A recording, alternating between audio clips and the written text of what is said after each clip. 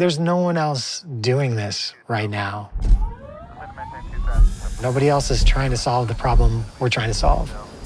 How do you make supersonic airliners commercially viable?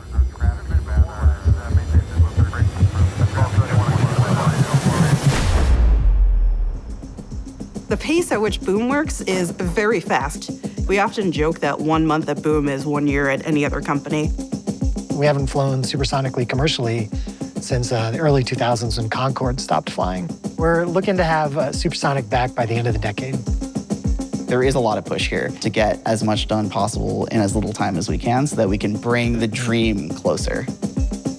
Boom is really putting their foot on the gas and accelerating and trying to do things that other companies aren't. Yes, Boom is thinking about software differently. We are really doubling down on this idea that software is going to be a key accelerator for how we develop our technologies. We use linear at Boom. We love linear. The way I look at software is as a tool, something that you can do to try to help you get to the end product that you need to faster. If you have a task that traditionally takes 10 hours, can we make it 1 hour? If you have a task that takes 10 days, can we cut it down to 1 day? We embed software engineers with the rest of the engineering teams.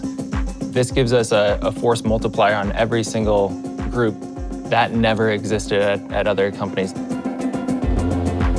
Software engineers can be too far from the problem to really understand the pain points. So by integrating them directly with the teams they work with, a lot of times they feel the pain points.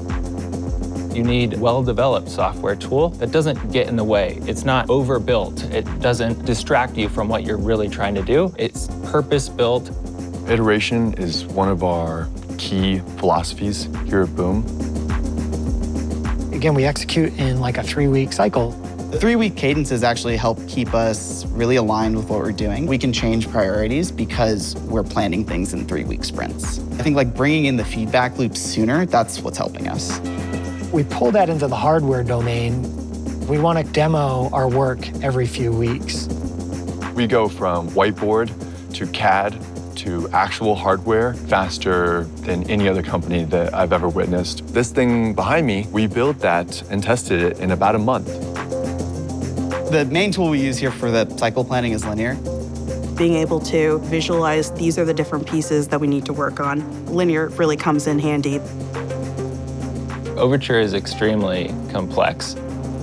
There's a lot of things that need to happen, and they have to happen in a certain amount of time. And then you have to gather requirements from 6 different disciplines and try to figure out how that all comes together. And the integration between all those disciplines is where a lot can go wrong.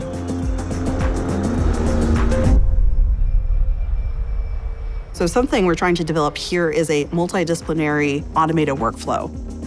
When we're designing a compressor blade, traditionally you would have your aerodynamicist design the outer shape of the airfoil, and then they would throw it over the wall to a structures engineer who would make sure it wouldn't break. And then they would throw it back over the wall, and having an automated workflow that kind of helps with smoothing out those kinks and reducing the need to have this very siloed process where you kind of ping pong, the design back and forth. It's how our team uses linear that enables us to work in an accountable but also fluid way across a bunch of teams. How we engineer here really matters. We have the opportunity to try new things. When I started the engine controller project, I started with a blank editor. There was no legacy code that I need to integrate. I got to pick how it worked. With that comes a lot of freedom. It's not normal for an airplane manufacturer to make their own engine, and it's not necessarily normal for the engine manufacturer to be manufacturing those parts right next to the engineering offices. Once you're embedded in the shop floor or you're walking around, you're passing around these objects, you're feeling them with your own fingers, you naturally get curious and want to help other teams more. And that makes its way into the final product. There's no doubt that the virtual world is infinite and expansive, but I think part of being human is just the tangible world. Overture fits right into that story. Where could it lead to? I think people become neighbors because the world is that much smaller. It's better to celebrate a birthday with somebody in person. It's better to do business with somebody in person. The mission is so audacious. I love it.